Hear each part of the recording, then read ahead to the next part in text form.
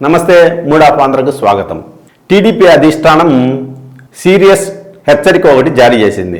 అదేంటంటే ఇక మీదట ఎవరే కానీ మంత్రి నారా లోకేష్ను డిప్యూటీ సీఎం చేయాలనే డిమాండ్ను చేయకూడదని, ఒకవేళ ఎవరైనా చేస్తే అది పార్టీ ఆదేశాలను ధిక్కరించినట్టు అవుతుందని అధిష్టానం హెచ్చరిక జారీ చేసింది.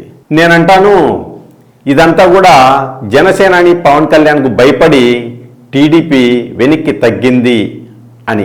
కాదు కూడదు అంటే మరి ఇప్పటికిప్పుడే ఈ నినాదం రాలేదు కదా.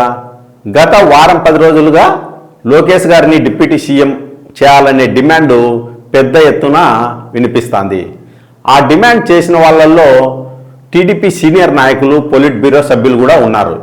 అది కూడా కడప జిల్లా పర్యటనలో చంద్రబాబు గారి సమక్షంలోనే ఆ జిల్లా టీడీపీ అధ్యక్షుడు, పొలిట్ బ్యూరో సభ్యుడైనటువంటి శ్రీనివాసరెడ్డి గారు లోకేష్ గారిని డిప్యూటీ సీఎం చేయాలని డిమాండ్ చేసినారు.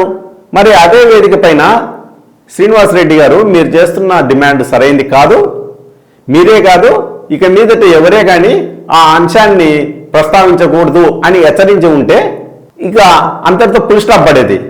మరి ఆ వేదిక పైన చంద్రబాబు నాయుడు గారు ఎందుకు చేయలే?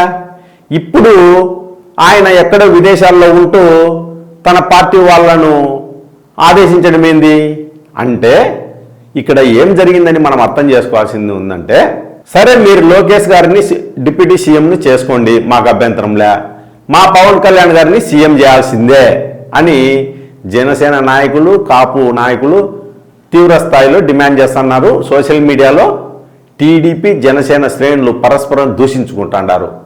దీంతో రాజకీయంగా టీడీపీకి నష్టమవుతుందనే భయము ఆ పార్టీ అధినేత చంద్రబాబు నాయుడు గారిని వెంటాడుతోంది.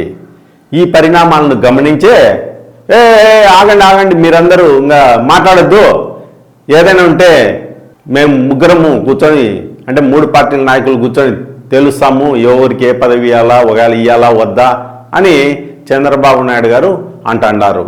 చేతులు కాలినాక ఆకులు పట్టుకున్నట్టు అయిపోయింది వ్యవహారం.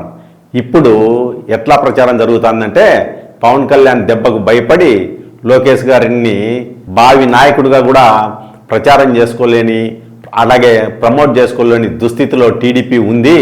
చంద్రబాబు నాయుడు ఏందిబ్బా ఇంతగా భయపడుతుండారా అని ఒక విస్తృతమైన ప్రచారం అయితే జరుగుతుంది.